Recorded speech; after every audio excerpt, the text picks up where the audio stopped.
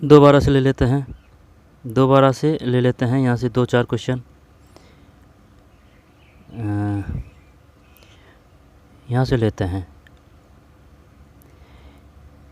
चोर चोरी से गया तो क्या हेरा फेरी से गया? लोकोक्ति का सही अर्थ है किसी की प्रकृति में पूर्ण परिवर्तन नहीं हो जाता, उसका कुछ न कुछ अंश अवश्य रह जाता है, कुछ न कुछ अंश अवश्य रह जाता है। कुएं की मिट्टी कुएं में लगती है, लोकोक्ति का निकटतम अर्थ है जब बुरे काम का बुरा परिणाम, जहाँ से आमदनी होती है वहीं बह होना, जहाँ से आमदनी होती है। नानी कुआरी मर गई, नवासे के नौनों ब्याह, लोकोक्ति को उपयुक्त अर्थ है। इसमें आ जाएगा प्रसिद्ध बहुत होना पर वास्तव में गुण न होना। ये व्यर्थ से की बगाने वाला, ये होगा इसमें, व्यर्थ से की बगाने वाला। 66 में 65 में 3 व्यर्थ से की बगाने वाला। 66 में 1 है कूटकरण। कॉन्ट्रेफैक्टिंग का हिंदी पारिभाषिक शब्द है कूटकरण। फिर निम्न में से कॉम्पनसेट शब्द का परिभाषिक शब्द कौन सा नहीं है? जब 67 में 2 नहीं है तो 2 हटा दिया। मुआवजा है, प्रतिकर है, प्रतिपूर्ति है। मुआवजा है, मुआवजा, प्रतिकर, प्रतिपूर्ति अनुरूप नहीं है। COMPENSATION, कंपनसन, मुआवजा है, कंपनसन है ना, मुआवजा, प्रतिकर, प्रतिपूर्ति अनुरूप नहीं है। 68 आसमान का थूका मुँह पर आ गिरा, लोकोक्ति का भावार्थ नहीं। बरसात में बड़ी बड़ी, ये तो नहीं है इसमें। घर का जोगी जोगना, आनगांव का सिद्ध, निकटस्थ या परिचित मनुष्य का उतना सम्मान नहीं होता जितना अपरिचित व्यक्ति का। कभी नाव गाड़ी पर तो कभी गाड़ी नाव पर, समय पर एक दूसरे की सहायता की आवश्यकता पड़ती है। ककड़ी के चोर की गर्दन नहीं नापी जाती, साधारण अपराध के लिए कठोर दंड नहीं दिया जाता। फिर हिंदी पारिभाषिक रूप की दृष्टि से असंगत विकल्प का चयन कीजिए। 69 जब 69 में ये है 1 विन्यास, ये गलत है इसमें। तो सिविल साइट दीवानी मुकदमा। फिर इन्फ्रिंग अतिलंघन करना, सिविल साइट है ना, सिविल SUIT, सिविल साइट दीवानी मुकदमा। इन्फ्रिंग अतिलंघन करना, डिसीशन विनिश्चय। किस विकल्प में अंग्रेजी हिंदी पारिभाषिक शब्दों का सही मेल है? 70 में 2 है वजट्स, वसीयत। हिंदी का पारिभाषिक शब्द है कॉन्टिग्यूअस। 71 में 3 सांसर्गिक। निम्न से अप्रोच का हिंदी पारिभाषिक नहीं है। 72 में 4 है उचित। निम्न से अप्रोच का हिंदी पारिभाषिक शब्द नहीं है, तो ये नहीं है उचित। निम्न में से अप्रोच का हिंदी पारिभाषिक नहीं है, तो 72 में 4 है, उचित नहीं है, उचित 72 में उचित। अंग्रेजी और उसके हिंदी पारिभाषिक शब्द की दृष्टि से असंगत विकल्प है। 73 में 1 है, तो ये हटा देते हैं। जस्टिकेबल न्याय, जुडिशियस न्याय सम्मत, जेवनियल किशोर, जस्टिस, जुडिशियल, जेवनियल है ना, ये एक गलत है इसमें। 73 में जस्टिकेबल ये न्याय है, जुडिक्यूअस न्याय सम्मत, जस्टिकेबल न्याय, जुडिक्यूअस न्याय सम्मत, जेवनियल किशोर। कंपनसेशन का हिंदी पारिभाषिक शब्द है, ये इस प्रकार का एक और आया था क्वेश्चन, ये COMPENSATION, और इसका मतलब क्या है? CANTAGIOUS है। 71 में 3 है सांसर्गिक, हिंदी का पारिभाषिक शब्द है सांसर्गिक। निम्न में से अप्रोच का हिंदी पारिभाषिक नहीं है, तो 72 में 4 नहीं है। 72 में 4 ठीक है, 72 में 4 नहीं है।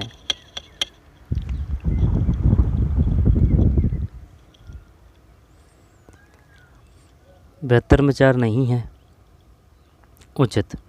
निम्न अप्रोच का हिंदी पारिभाषिक नहीं है, उचित नहीं है, जबकि उपागम है, उपमार्ग है, दृष्टिकोण है। 72 में 4 अंग्रेजी और उसके हिंदी पारिभाषिक शब्द की दृष्टि से असंगत विकल्प है। 73 में 1, 73 में 1 को हटा दीजिए भाई, असंगत है। जबकि जस्टिकेबल न्याय, जुडिशियस न्याय सम्मत, जेवन्युअली किशोर। और 74 में 3 है का हिंदी पारिभाषिक शब्द है कंपनशियंस, ध्यानाकर्षी। किस विकल्प में अंग्रेजी शब्द का हिंदी पारिभाषिक रूप सही नहीं लिखा गया है? 75 में 2 ये गलत है, जबकि सही लिखा गया है, सही लिखा गया है। हाँ, तो यही है ग्रेट्युटी उपदान। किस विकल्प में अंग्रेजी शब्द का हिंदी पारिभाषिक रूप सही लिखा हुआ है? ग्रेट्युटी उपदान है। निम्न में किस विकल्प में अंग्रेजी की पारिभाषिक शब्द का हिंदी पारिभाषिक शब्द सही नहीं है? जब 76 में एक नहीं है, जबकि कॉन्ट्रफ्यूअल प्रतिप्रमण रियल्स पुराविशेष फैक्चुअल राजकोष की है। निम्नलिखित में अंग्रेजी शब्द का असंगत हिंदी पारिभाषिक शब्द किस विकल्प में है? असंगत हिंदी पारिभाषिक शब्द किस विकल्प में है? 77 में एक है, ये गलत है, असंगत। जबकि ट्रिब्यूनल अधिकरण है, बार काउंसिल विधिक परिषद है, बनाम वेरियस। अंग्रेजी के हिंदी पारिभाषिक शब्द की दृष्टि कौन सा विकल्प सही है? 78 में 4 है, कल्ट्रियल संपार्श्विक। चार्ज का हिंदी पारिभाषिक शब्द नहीं है, चार्ज का 79 में। जब ये नहीं है, चार्ज का कार्यभार है, भाई उसने चार्ज ले लिया है ना, तो कार्यभार है, आरोप है, प्रभार है। चार्ज का हिंदी पारिभाषिक शब्द नहीं है, आवेश नहीं है, कार्यभार है, आरोप है, प्रभार है। 79 में 3। फिर 80 रिकॉग्नाइजेंस के लिए हिंदी पारिभाषिक शब्द होगा। 80 में 2, मुचलका है, मुचलका। निश्चित समय के अंदर किसी पत्र या उत्तर न प्राप्त होने की दशा में उत्तर प्राप्त करने के लिए कौन सा पत्र भेजा जाता है? 81 में 2 है, 81 में 2, अनुस्मारक। निश्चित समय के अंदर किसी पत्र का उत्तर न प्राप्त होने की दशा में उत्तर प्राप्त करने के लिए कौन सा पत्र भेजा जाता है? अनुस्मारक। अधिसूचना के संबंध में कौन सा कथन सही नहीं है? 82 4 सही नहीं है, तो 4 को हटा देंगे, है ना। ये अधिसूचना से पटवारी में क्वेश्चन आ चुका है कि बताइए अधिसूचना को इंग्लिश में क्या बोलते हैं? नोटिफिकेशन, अधिसूचना। इसे राजपत्र में प्रकाशित किया जाता है। यह अन्य पुरुष शैली में लिखी जाती है, इसका उपयोग सरकारी अधिकारियों की नियुक्ति, स्थानांतरण, पदोन्नति, वेतन वृद्धि, अवकाश, त्यागपत्र, अधिनियमों आदि की सूचना की देने के लिए किया जाता है।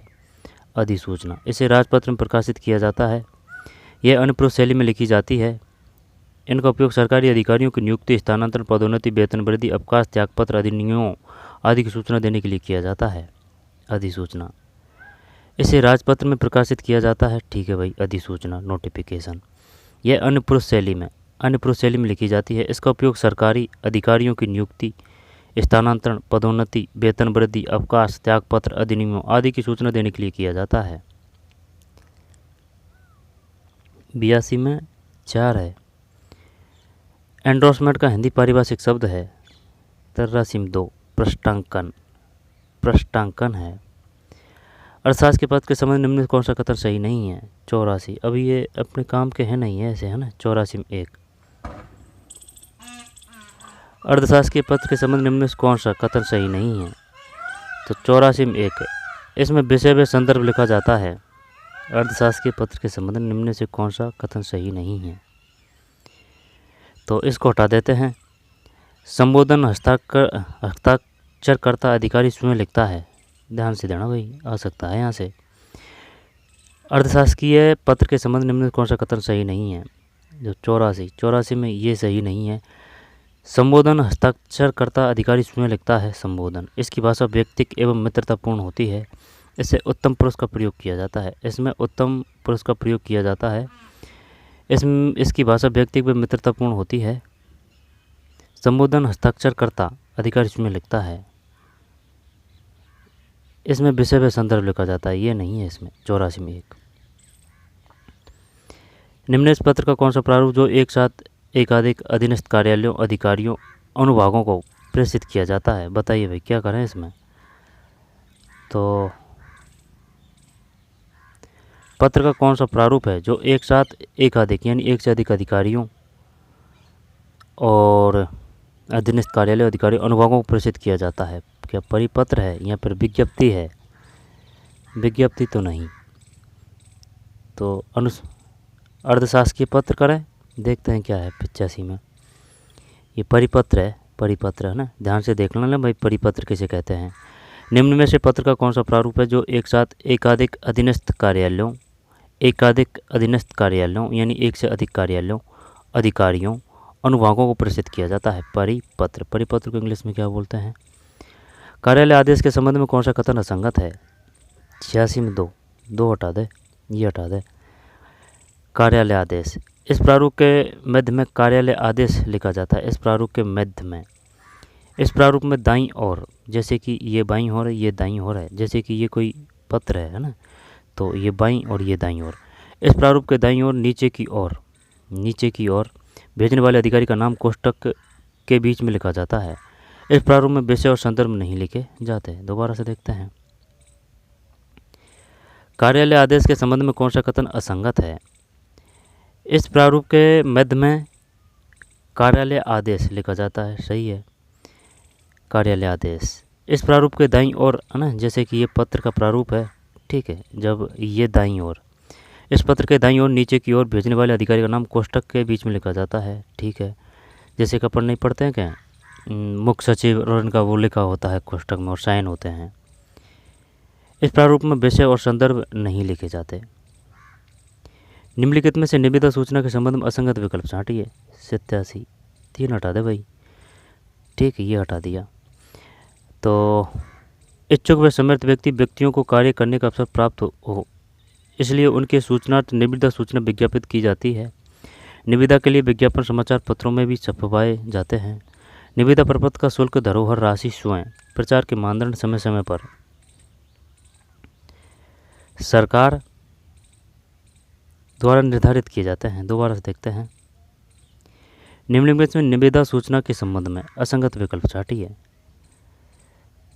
तो 87 में 3 निविदा सूचना, इच्छुक व समर्थ सभी व्यक्तियों को कार्य करने का अवसर प्राप्त हो, इसके लिए उनके सूचनार्थ निविदा सूचना विज्ञापित की जाती है, ठीक है। निविदा के विज्ञापन समाचार पत्रों में भी छपवाए जाते हैं। निविदा के छपवाए जाते हैं, सही है, कि भाई जैसे कि हमारे यहाँ इस प्रकार का यहाँ पर ये टेंडर दिया जा रहा है वगैरह वगैरह। निविदा प्रपत्र का शुल्क, धरोहर राशि एवं प्रचार के मानदंड समय समय पर सरकार द्वारा निर्धारित किए जाते हैं। तो 87 में 3 नहीं है, 3 इच्छुक व समर्थ सभी व्यक्तियों को कार्य करने का अवसर प्राप्त हो, इसलिए उनके सूचनार्थ निविदा सूचना विज्ञापित की जाती है। निविदा के विज्ञापन समाचार पत्रों में भी छपवाए जाते हैं। निविदा प्रपत्र का शुल्क, धरोहर राशि एवं प्रचार के मानदंड समय समय पर सरकार द्वारा निर्धारित किए जाते हैं। फिर ये क्या है, प्रश्न यही है कि प्रेम की पढ़ते हैं इसको, है ना, बाद में देखेंगे। प्रश्न यही है कि प्रेम की भावना, जिसे हमने संवाद और पहचान की अनिवार्य शर्त माना है, क्या मनुष्य को सिर्फ कला और धर्म में ही उपलब्ध हो सकती है, या वह हर मनुष्य का वरदान और सामाजिक व्यवस्था की बुनियादी प्रतिज्ञा भी बन सकती है? यह एक कसौटी है जिसके आधार पर हम अपनी सभ्यता या राजसत्ता और आर्थिक व्यवस्था को परखना होगा।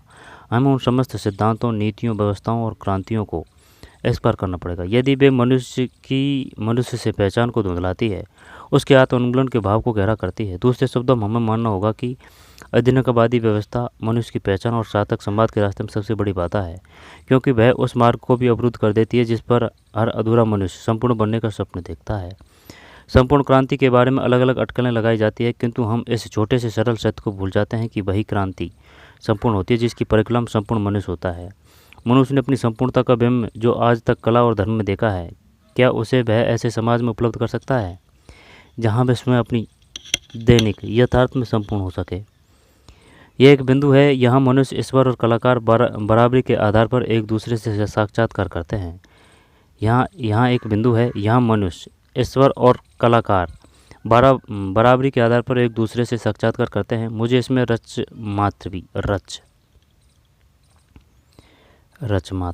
रचमात्र भी संदेश नहीं कि साक्षात्कार की यह संभावना केवल लोकतंत्र में ही फलीभूत हो सकती है, अधिनायकवादी व्यवस्था में नहीं।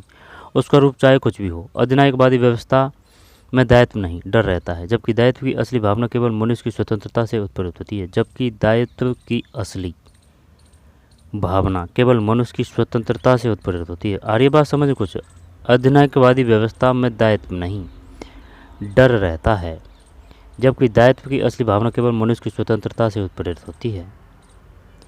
मनुष्य की पहचान सार्थक संवाद के रास्ते में सबसे बड़ी बाधा किसे बताया गया है? तो अधिनायकवादी व्यवस्था 88 सही है। अधिनायकवादी व्यवस्था में लोगों में दायित्व की भावना का अभाव रहता है, क्योंकि इसमें मनुष्य को पर्याप्त स्वतंत्रता नहीं होती। 89 में सही है, इसमें मनुष्य को पर्याप्त स्वतंत्रता नहीं होती। लेखक के अनुसार मनुष्य, ईश्वर और कलाकार में बराबरी के आधार पर एक दूसरे से साक्षात्कार की संभावना निहित है। लेखक के अनुसार मनुष्य, ईश्वर और कलाकार में बराबरी के आधार पर एक दूसरे से साक्षात्कार की संभावना निहित है। तो लोकतंत्र में, यहाँ पर अधिनायकवादी व्यवस्था में 2, 90 में गलत है, ये लोकतंत्र में है। लेखक के अनुसार मनुष्य, ईश्वर और कलाकार में बराबरी के आधार पर एक दूसरे से साक्षात्कार लोकतंत्र है। वह तो वैसे भी नहीं आएगा अधिनायकवादी व्यवस्था। तो गद्यांश के अनुसार संपूर्ण क्रांति से तात्पर्य उस क्रांति से है जो मनुष्य की मनुष्य पहचान को धुंधलाती ये नहीं है, जो शासकों में भय पैदा करती है, जिससे लोगों में आत्म उन्मूलन का भाव गहरा होता है, जिसकी परिगणना में संपूर्ण मनुष्य होता है, यही करते हैं। 91 में 2। लेखक के अनुसार संवाद और पहचान की अनिवार्य शर्त है प्रेम भावना है। 92 में सही है, प्रेम भावना। फिर 93 में हिंदी के शब्दकोश के अनुसार निम्नलिखित में किस विकल्प में सभी शब्द क्रमानुसार सही रखे गए हैं? बताइए भाई, क्रमानुसार सही रखे गए हैं। 93 में 4 है, जत्र, ज्ञेय और ज्योति। जंत्र, ज्ञेय और ज्योति। जंत्र, ज्ञेय और ज्योति। जंत्र, ज्ञेय और ज्योति। हिंदी शब्दकोश के अनुसार निम्न में किस विकल्प में सभी शब्द क्रमानुसार सही रखे गए हैं? 93 में 4 है भाई, जंत्र, ज्ञेय और ज्योति। किस विकल्प में सभी शब्द हिंदी शब्दकोश के अनुसार सही क्रम में है? 94 में 1 है, शौर्य, श्याम, श्रम, श्वेत। ये समझ में नहीं आ रहा है। 94 में 1, शौर्य, फिर श्याम, श्रम, श्वेत। शौर्य, श्याम, श्रम, श्वेत। 94 में 1। निम्नलिखित शब्दों का हिंदी शब्दकोश के अनुसार सही क्रम होगा। 95 में 2 ये है, यानी कि कंगन 1 पे है। कंगन, कंगन के बाद में कुआर, कुआर के बाद में क्षत्रिय, क्षत्रिय के बाद में ये 4 है, क्षोभ। तो कंगन भाई मान लिया कै पहले आता है, ठीक है, कै। अब कै के बाद में, कै के बाद में कै, फिर ये वै दे रखा है इसमें, है ना। कुआर, कुआर के बाद में क्षत्रिय, क्षत्रिय, क्षोभ, क्षोभ। 2 है, 95 में 2। देवनागरी लिपि के मानक स्वरूप की दृष्टि से असंगत कथन है। 96 में 4 है, 4 का मतलब ये है, देवनागरी लिपि के मानक स्वरूप की दृष्टि से असंगत कथन है। 96 में 4।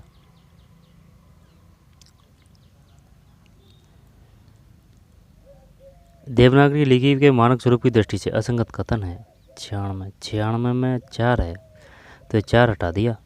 द्वंद्व समास में पदों के बीच योजक चिन्ह रखा जाए, देवनागरी लिपि के मानक स्वरूप की दृष्टि से असंगत कथन है, तो 96 में 4 हटा दिया। जबकि द्वंद्व समास में पदों के बीच योजक चिन्ह रखा जाए, ठीक जैसे कि दिन, ये योजक चिन्ह है, और फिर रात, दिन रात, है ना, यहाँ पर रात दिन, तो ये योजक चिन्ह आएगा। जैसे कि माता और पिता, माता और पिता, ठीक है, पिता, पिता छोटी मात्रा आएगी, है ना, पिता, तो माता पिता के बीच में भी वो योजक चिन्ह।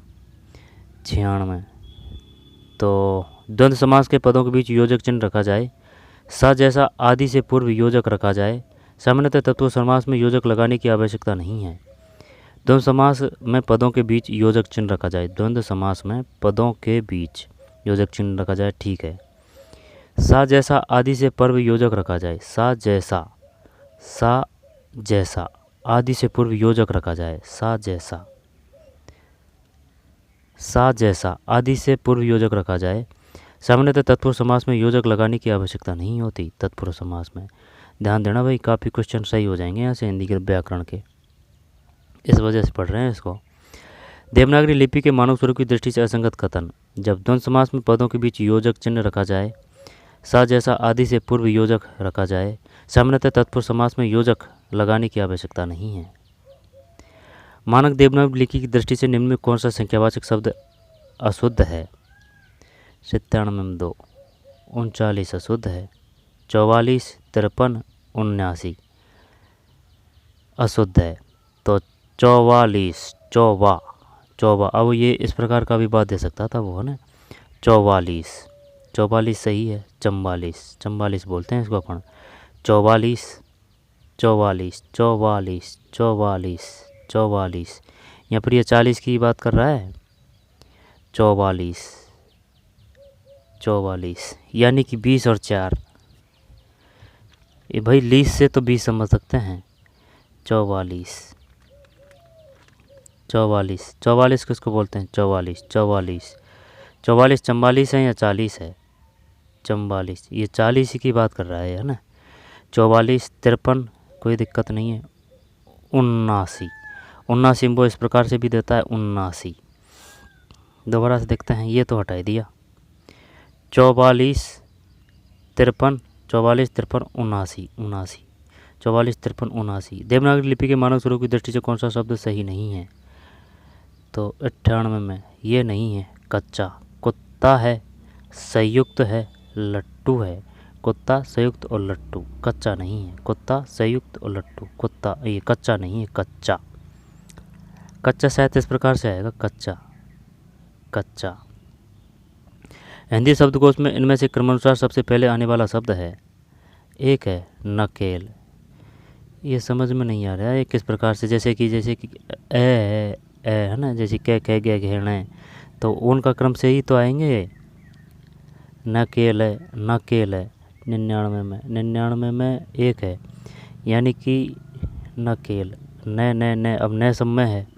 न के बाद में 6। हाँ तो सही तो है नकेल। ये हिंदी शब्दकोश से इनमें से क्रमानुसार सबसे पहले आने वाला शब्द है नकेल, सही है, क्योंकि उनमें 6 है, गे है, फिर या है। हाँ यही आएगा 99 ना। क्या घेना चने टे ये ले बेसे से चतर के, ये इस प्रकार से कक्का। 99 में एक नकेल।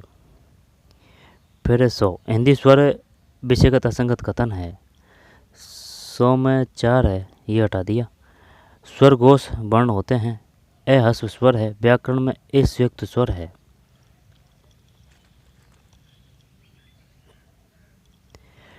सौ में 4 स्वर घोष वर्ण होते हैं। स्वर घोष वर्ण होते हैं। ए हस्व स्वर है। स्वर घोष वर्ण होते हैं। व्याकरण में ए संयुक्त स्वर है। व्याकरण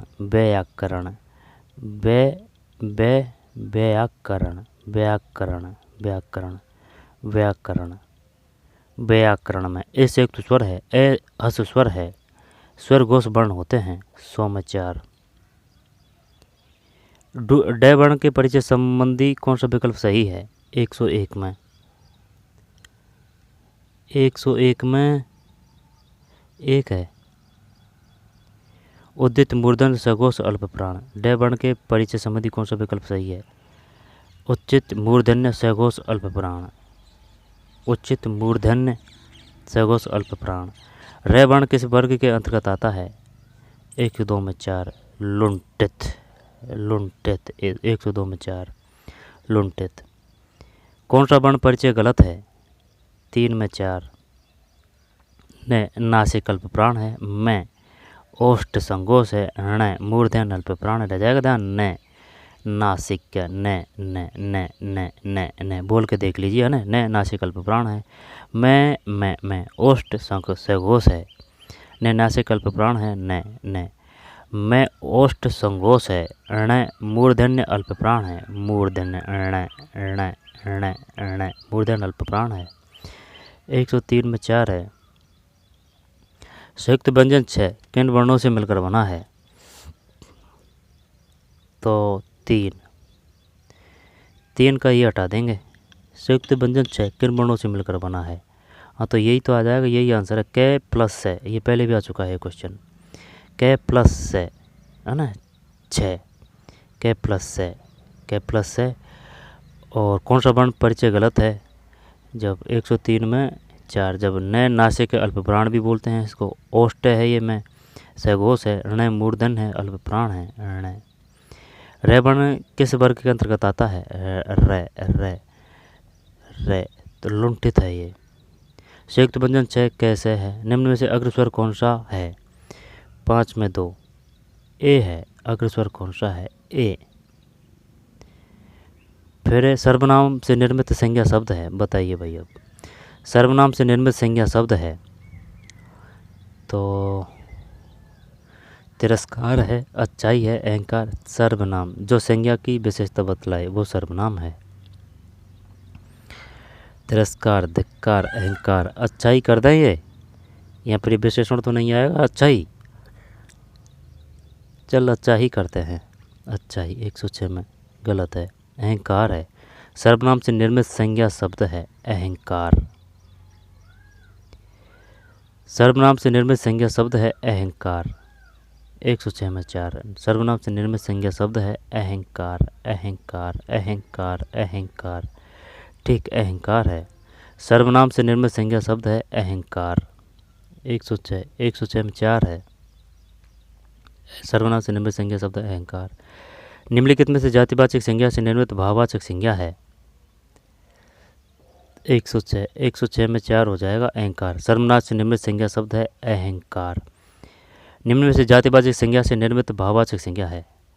जातिवाचक संज्ञा से निर्मित भाववाचक संज्ञा है तो भाववाचक तो यही आ जाएगी, कठोरता।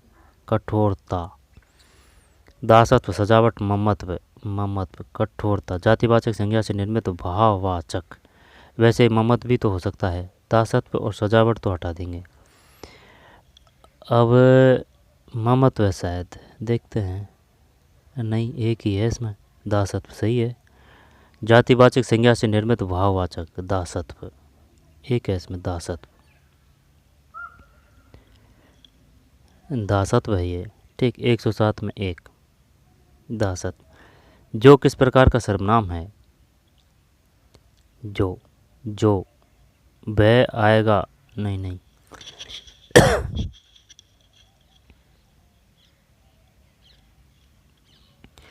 सॉरी। जो किस प्रकार का सर्वनाम है? जो वह आएगा, जो यह करेगा वो यह पाएगा। जो जो जो जो जो अनिश्चयवाचक, जो यह करेगा, जो यह करेगा, जो अनिश्चयवाचक करते हैं। चल 108 में संबंधवाचक है। जो किस प्रकार का सर्वनाम है? संबंधवाचक। दोबारा से देखते हैं। सर्वनाम से निर्मित संज्ञा शब्द है 106 में 4 अहंकार। सर्वनाम से निर्मित संज्ञा शब्द है अहंकार। निम्नलिखित में से जातिवाचक संज्ञा से निर्मित भाववाचक संज्ञा है? 107 में 1 दासत्व। दासत्व 107 में 1 दासत्व। फिर जो किस प्रकार का सर्वनाम है? 108 में 3 संबंधवाचक। किस वाक्य में निजवाचक सर्वनाम का प्रयोग नहीं हुआ है? 109 में 2 हटा दे। मैं अपनी पुस्तक ले जा रहा हूँ, है ना, निज। मैं, निज है ना। मैं अपनी पुस्तक तो सही है, निजवाचक सर्वनाम। आप किसी को भेजिए, नहीं। मैं, आप आ जाऊँगा। मैं अपने देश के लिए सब कुछ न्योछावर करने को तैयार हूँ, ठीक है। तो निजवाचक, आप कृपया यहाँ बैठिए, आप नहीं आएगा, निज। तो मैं अपनी पुस्तक लेके जा रहा हूँ, आप किसी को भेजिए, नहीं। मैं, आप आ जाऊँगा। मैं अपने देश के लिए सब कुछ न्योछावर करने को तैयार हूँ। 109 में 2 है। दिए गए विकल्प में कोई सर्वनाम है तो संबंधवाचक, निश्चयवाचक, पुरुषवाचक, अनिश्चयवाचक। 110 में 1 है। दिए गए विकल्प में से कोई सर्वनाम है तो 110 में 1। दिए गए विकल्प में कोई सर्वनाम है, अनिश्चयवाचक है, अनिश्चयवाचक। दिए गए विकल्प में कोई सर्वनाम है 110 में 1 अनिश्चयवाचक। दोबारा से देखते हैं। दिए गए विकल्प में कोई सर्वनाम है अनिश्चयवाचक, सही है। कोई तो जानता है, ये तो अनिश्चयवाचक है। 110 में 1 व्यक्तिवाचक संज्ञा का जातिवाचक संज्ञा के रूप में प्रयोग किस वाक्य में हुआ है? व्यक्तिवाचक संज्ञा जैसे कि ये बता जैसे कि वृक्ष है, ठीक है, या फिर नीम का वृक्ष है, अशोक की जो अशोक का घर है वहाँ। तो ये तो हो जाएगा व्यक्तिवाचक और ये हो जाएगा जातिवाचक वृक्ष। व्यक्तिवाचक संज्ञा का जातिवाचक संज्ञा के रूप में प्रयोग किस वाक्य में हुआ है? 111 में 1। देश में जयचंदों की कमी नहीं है। व्यक्तिवाचक संज्ञा का जातिवाचक संज्ञा के रूप में प्रयोग किस व्यक्तिवाचक संज्ञा का जातिवाचक संज्ञा के रूप में प्रयोग किस वाक्य में हुआ है? देश में जयचंदों की कमी नहीं है, यही है भाई इसमें व्यक्तिवाचक और जातिवाचक। जैसे कि अगर व्यक्तिवाचक की बात है ना, तो जैसे कि व्यक्ति का मतलब जैसे कि अशोक के घर में नीम का वृक्ष और नीम का वृक्ष ओनली, तो वो हो जाएगा जाति। और अशोक की जो घर है उसमें नीम का वृक्ष, वो व्यक्ति हो जाएगा। देश में जयचंदों की कमी नहीं है। 111 में 1। 111 में 1 है। किस वाक्य में सार्वनामिक विशेषण नहीं है? किस वाक्य में सार्वनामिक विशेषण नहीं है? 112 में 4 नहीं है। क्या यह कलम तुम्हारी है? क्या यह है, ठीक है। उस किताब को यहाँ ले आइए। कोई सज्जन आए हुए हैं। कक्षा में 60 छात्र पढ़ते हैं, ठीक है। तो किस वाक्य में सार्वनामिक विशेषण नहीं है? तो यह है उस कोई, यह है उस कोई। क्या यह कलम तुम्हारी है? यह है। उस किताब को यहाँ ले आइए। उस और कोई। 112 में 4। क्या यह कलम तुम्हारी है? उस किताब को यहाँ ले आइए। यह है उस कोई सज्जन यहाँ आए हैं, ये गलत है। प्रेरणार्थक क्रिया से युक्त वाक्य कौन सा है? इसको तो कर देंगे। रमेश पुस्तक पढ़ रहा है। मालिक ने नौकर से दरवाज़ा खुलवाया। प्रेरणार्थक। चिड़िया आकाश में, ये नहीं है। बच्चे क्रिकेट खेल रहे हैं, ये नहीं है। रमेश पुस्तक पढ़ रहा है, ये नहीं है। यही है 2। 113, ये तो सही है, ये तो सही है। 113 में 2। किस वाक्य में सकर्मक क्रिया रूप है? देखते हैं। सकर्मक। लड़के मैदान में दौड़ रहे हैं। तो हिंदी व्याकरण को पढ़ के निकलने में कोई देर नहीं है। प्रैक्टिस कीजिए, प्रैक्टिस से वही करेंगे तभी आपकी जो हिंदी व्याकरण के जो क्वेश्चन है वो सही होंगे, ठीक है। ये इस प्रकार से है जैसे कि मैथ है, रीजनिंग, इस प्रकार से ये हिंदी व्याकरण। जैसे कि इसमें कुछ चीज़ें हैं, जैसे कि लोकोक्ति है, मुहावरे हैं, ठीक है, या फिर सर्वनाम है, या फिर विलोम शब्द है, तत्सम तद्भव है, एकार्थी शब्द है, पर्यायवाची है। अब ये तो आपको याद ही करने पड़ेंगे, इसमें तो कोई क्या ही बताएगा। जो जितना ज़्यादा याद करेगा उतना क्वेश्चन करेगा। लेकिन जैसे कि संधि वगैरह है, या फिर जिनमें नियम अवधारणा वगैरह वो लगती है, उनमें अच्छी तरीके से वो समझने पे आधारित होते हैं वो। तो वो 4-5 चैप्टर ही है, वो ज़्यादातर तो याद ही करने पड़ते हैं। जैसे कि मुहावरा, लोकोक्तियाँ है, ठीक है, उनमें क्या नियम लगाएंगे? शुद्ध अशुद्ध में नियम लगेगा। 114। किस वाक्य में सकर्मक क्रिया रूप है? जब सकर्मक यानी कि वो एक्टिव होना चाहिए, है ना। लड़के मैदान में दौड़ रहे हैं। लड़के। कबूतर आकाश मुड़ रहे हैं, सही है। बच्चा। मैं समाचार पत्र पढ़ रहा हूँ, सही है। यानी कि कौन समाचार पत्र पढ़ रहा है? मैं। बच्चा सो रहा है। बच्चा सो रहा है सकर्मक क्रिया रूप है। ओ भाई फंसा दिया इसने तो। सकर्मक क्रिया रूप है सकर्मक। बच्चा सो रहा है। कबूतर आकाश में उड़ रहे हैं। लड़के मैदान में दौड़ रहे हैं। मैं समाचार पत्र पढ़ रहा हूँ। और अकर्मक का मतलब क्या है भाई? तो बच्चा सो रहा है, ये अकर्मक हो जाएगी। बच्चा सो रहा है। बताइए क्या करें इसमें? लड़के मैदान में दौड़ रहे हैं। लड़के मैदान में दौड़ रहे हैं। मैं समाचार पत्र पढ़ रहा हूँ। सकर्मक सकर्मक सकर्मक। यानी कि कौन समाचार पत्र पढ़ रहा है? मैं। सकर्मक क्रिया रूप है, तो ये भी है इसमें। मैं समाचार पत्र पढ़ रहा हूँ। जैसे कि सकर्मक क्रिया जो इस प्रकार से आती है कि मोहन क्रिकेट खेल रहा है, ठीक है। अब वो डायरेक्ट है ना, उसका जो प्रभाव है ना इस पे पड़ रहा है, मोहन पे। कि भाई कौन क्रिकेट खेल रहा है, मोहन, तो उसमें कोई दिक्कत नहीं, वो सकर्मक क्रिया है, ठीक है। लेकिन यहाँ इस प्रकार से नहीं है, मैं समाचार पत्र पढ़ रहा हूँ, सकर्मक क्रिया रूप है, बच्चा सो रहा है, कबूतर आकाश में उड़ रहे हैं।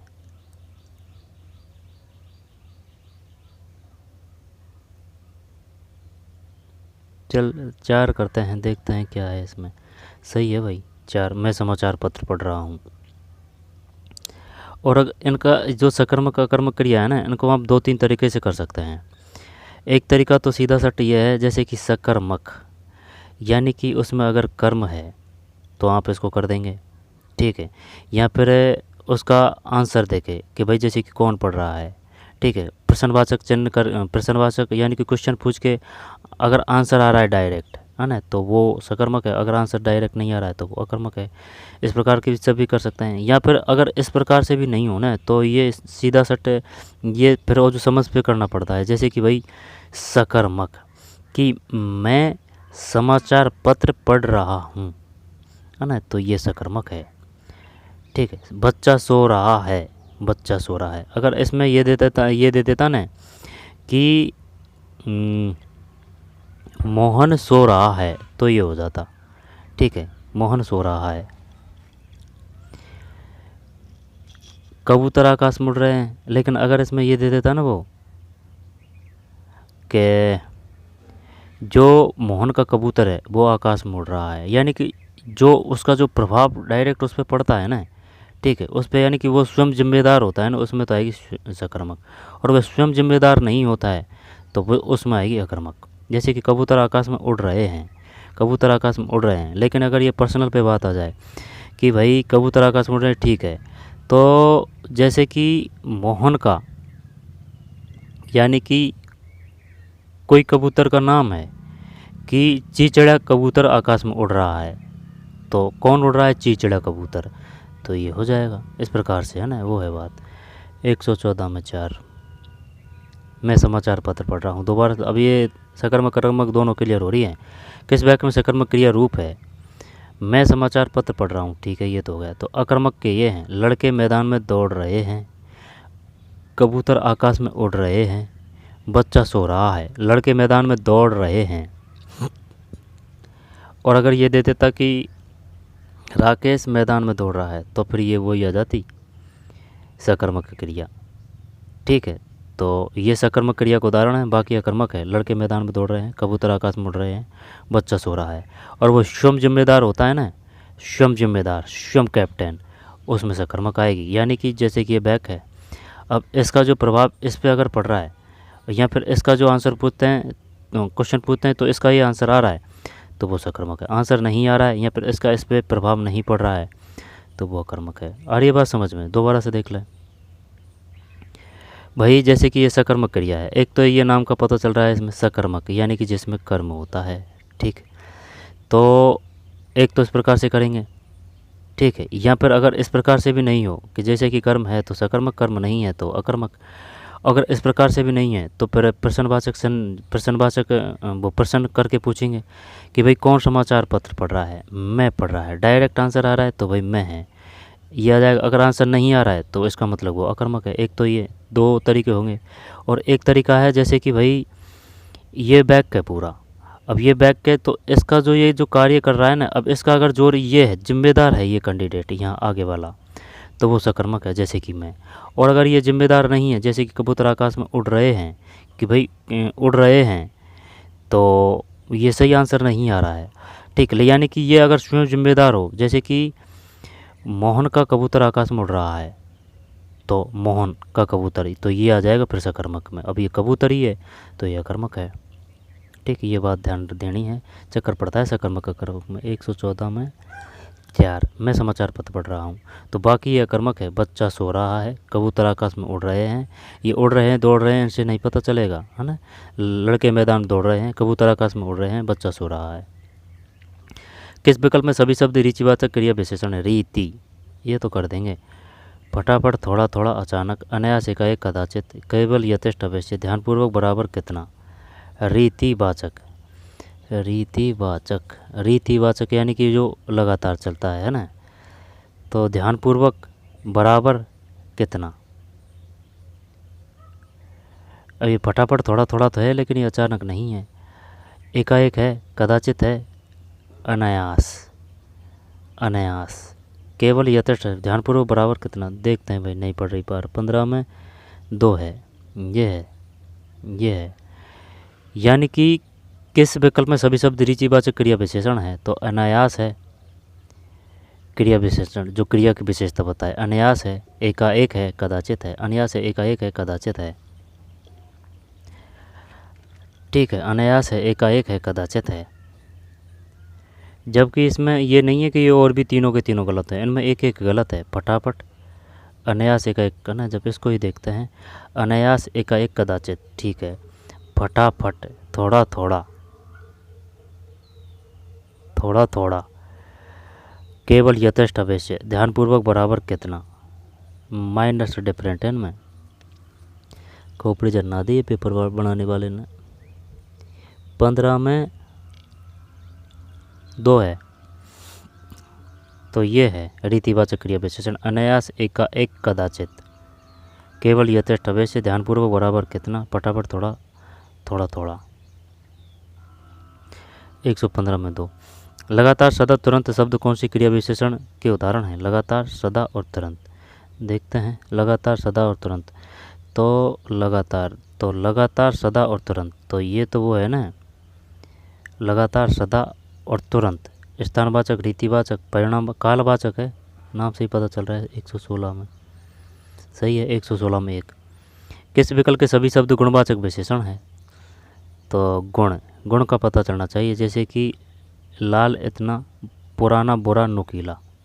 पुराना बुरा नुकीला, यही है, पुराना बुरा नुकीला। 117 में सही है 2। पुराना बुरा नुकीला, पुराना बुरा नुकीला। 18।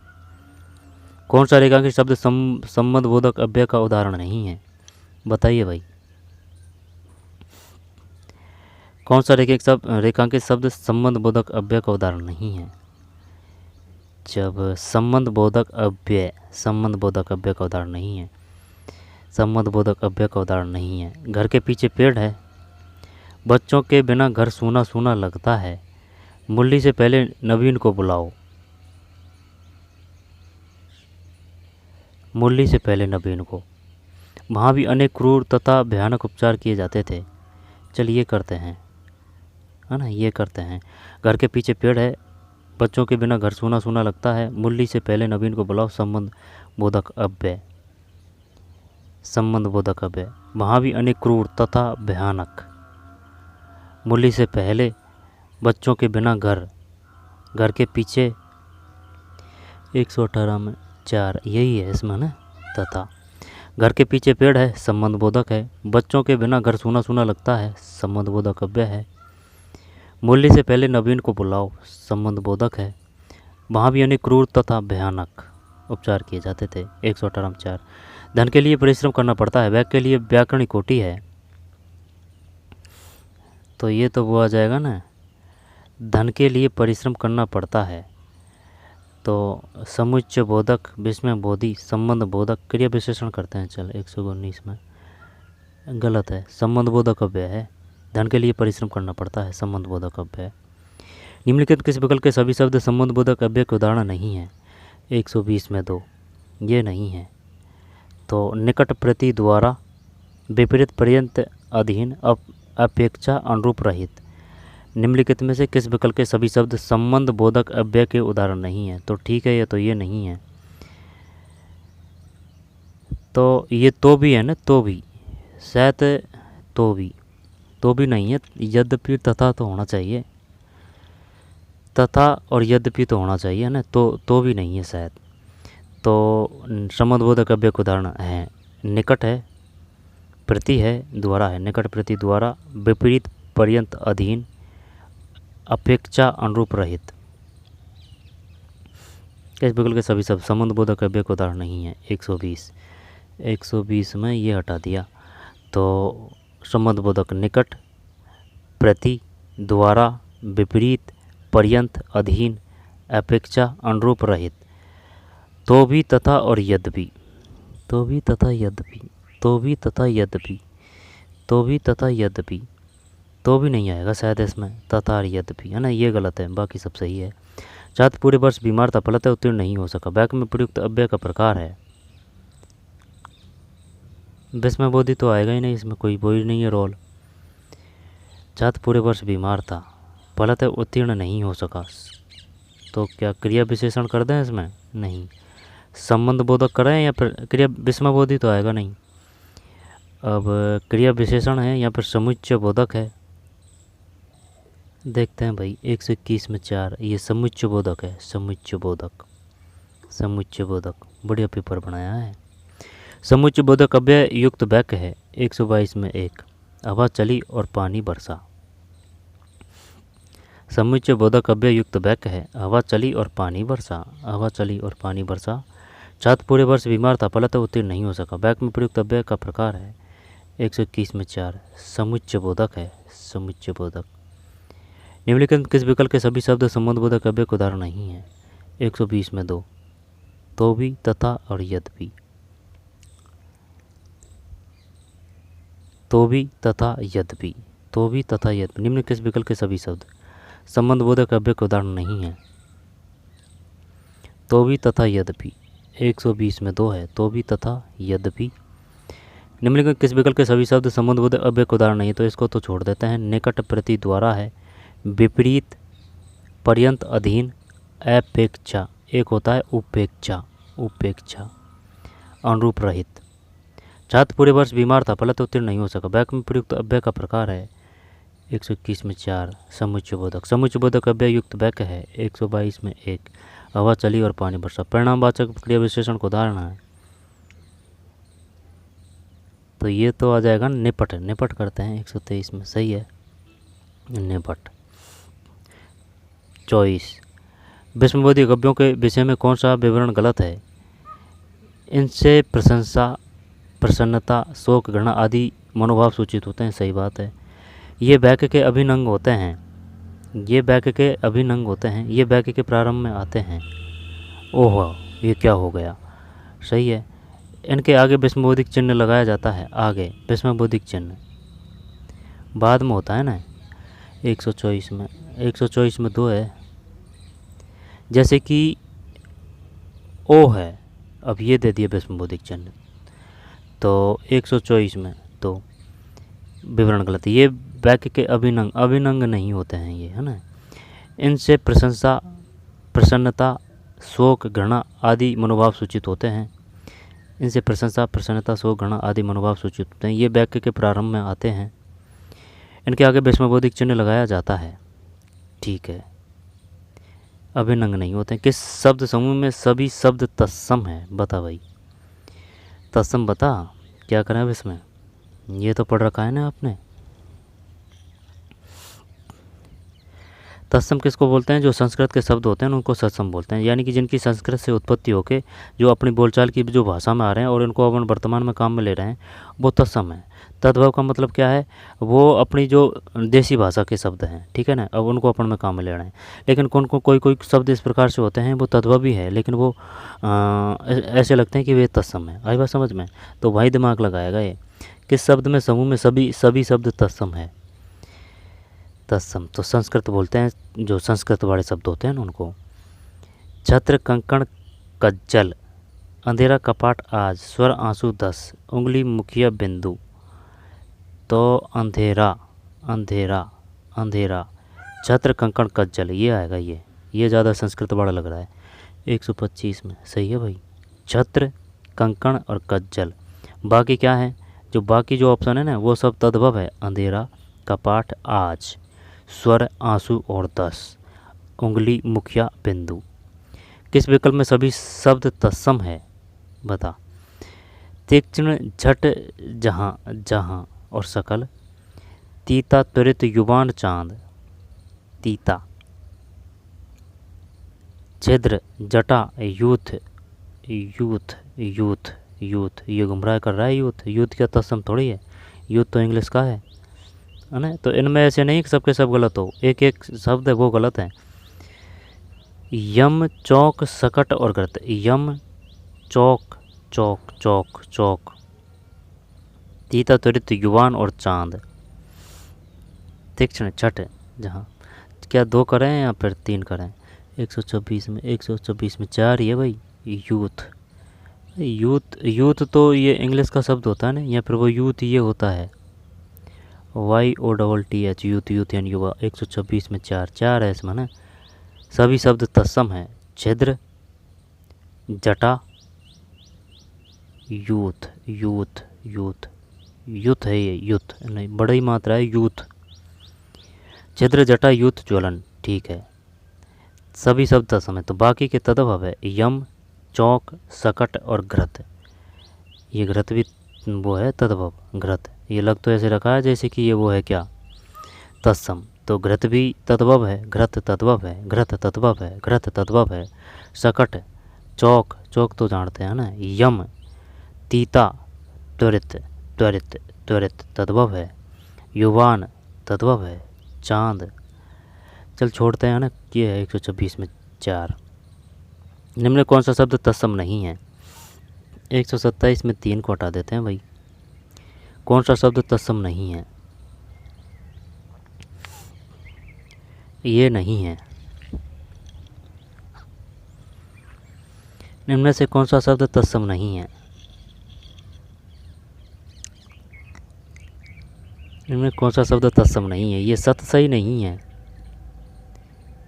जबकि शिला है, सुन्न है, साधु है, ठीक है। सत सही अपना हिंदी का है। तत्सम होने को तो ये भी हिंदी का है, लेकिन जो संस्कृत से आए हुए शब्द हैं तत्सम, जो तद्भव जो अपनी देसी भाषा के जो अपन प्रयोग में लेते हैं वो सत सही नहीं है। निम्नलिखित में सारे तत्सम शब्दों वाला समूह है। 128 में 1।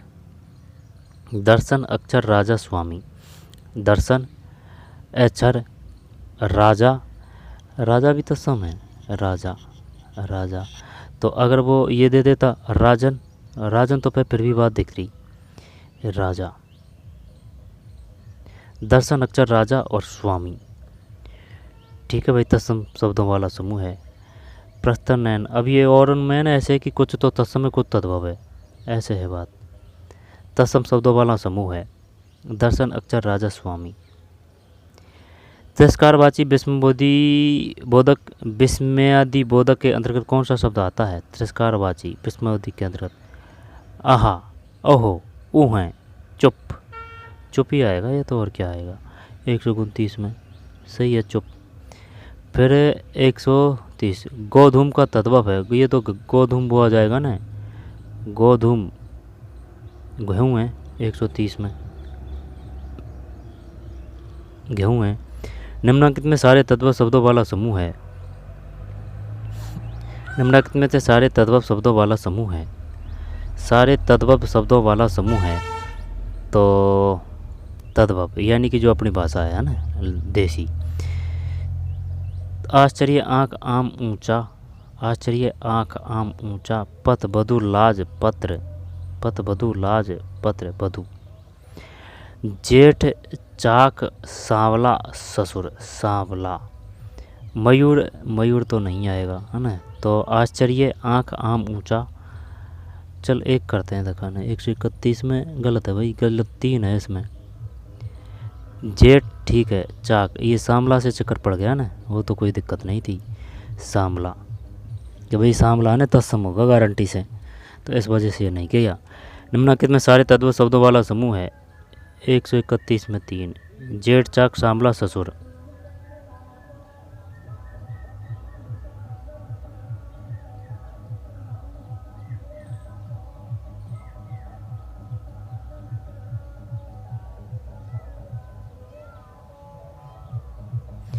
निम्नलिखित में से सारे तद्भव शब्दों वाला समूह है। 131 में 3 का मतलब ये है जेठ, चाक, सांवला, ससुर। जेठ, चाक, सांवला, ससुर। 131 में 3 जेठ, चाक, सांवला, ससुर। किस विकल्प में तद्भव शब्द है? तो तद्भव तो क्षेत्र, ग्राहक, कटक, कौड़ी। कौड़ी। दोबारा से लेते हैं।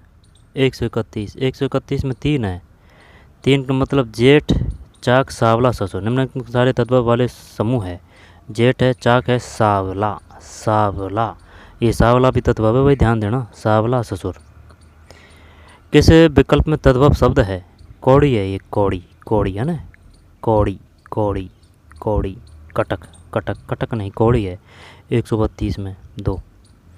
निम्नांकित शब्दों में विदेशी शब्द है। गमला है इसमें, गमेला।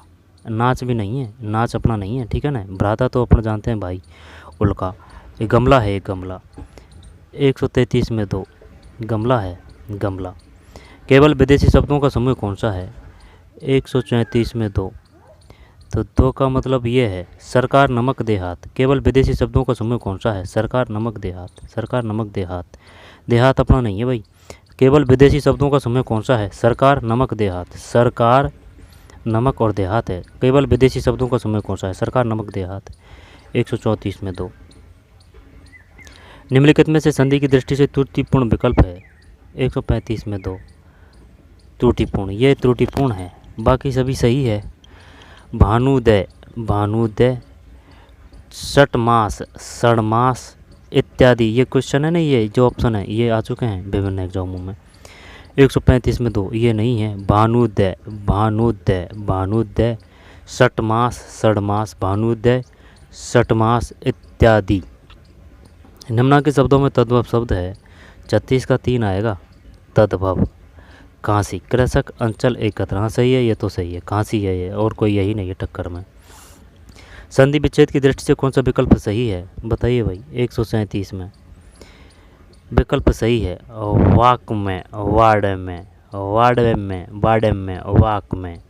ठीक है, वार्डम में, वाक में, वाक प्लस में, वार्डम में, वाक प्लस में, वार्डम में, वाक प्लस में। 137 में 2। संधि की दृष्टि से कौन सा विकल्प सुसंगत नहीं है? 38 में 4 को हटा देते हैं।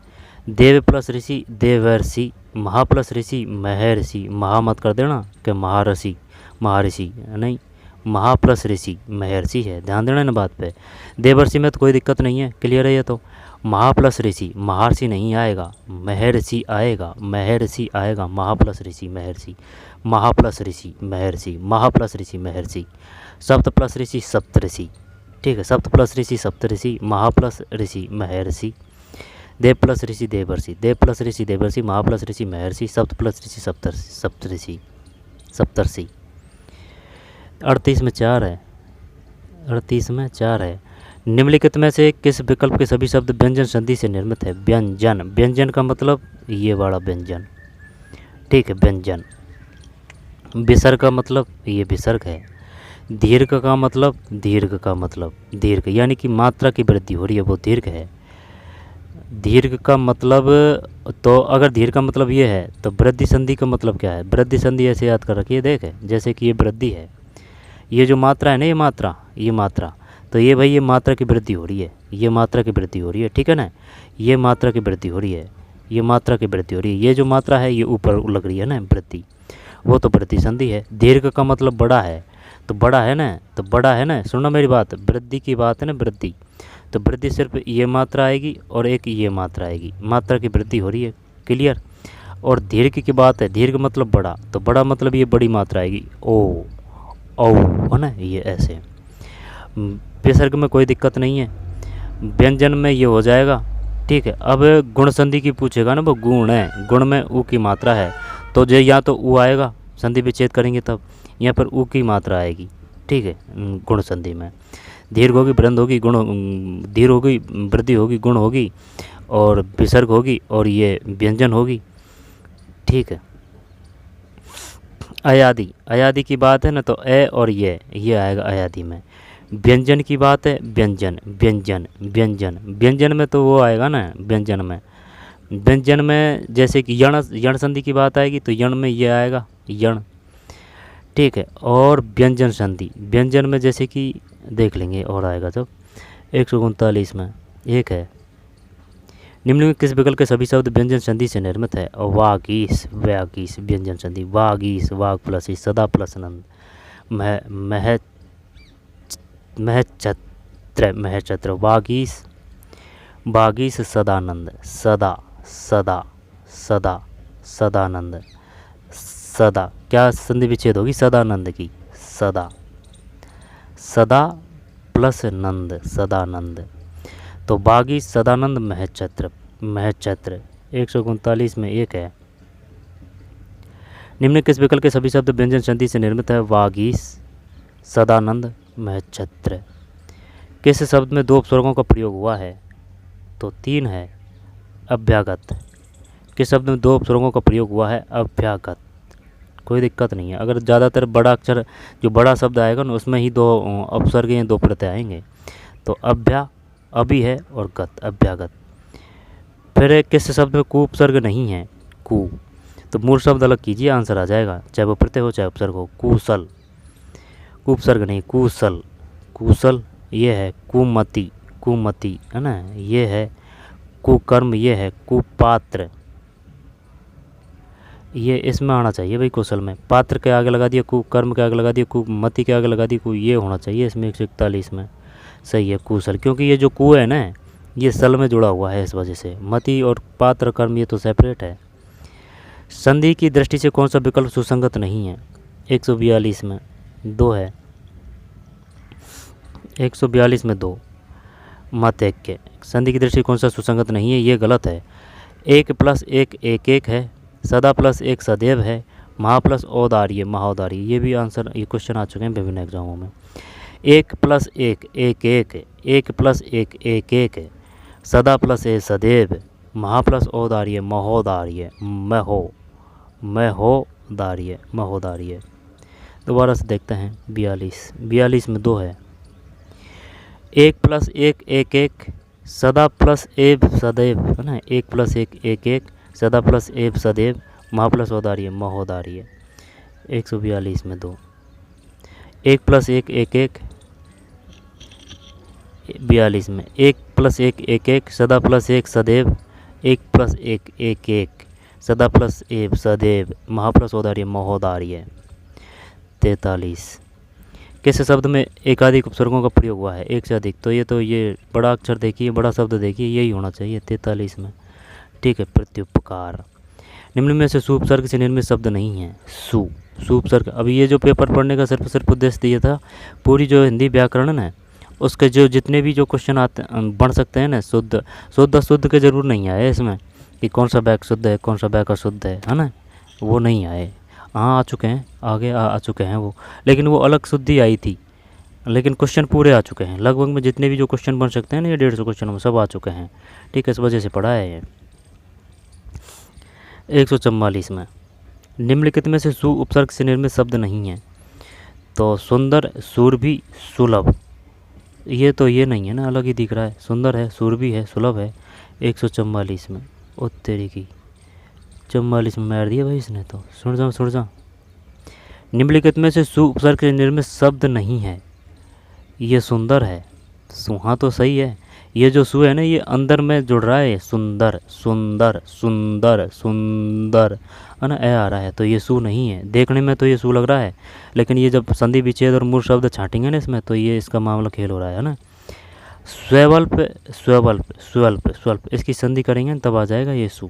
सुलभी, सूरभि में तो कोई दिक्कत नहीं है। सूरभि और सुलभ में, सूरभि और सुलभ में, ये तो सही है।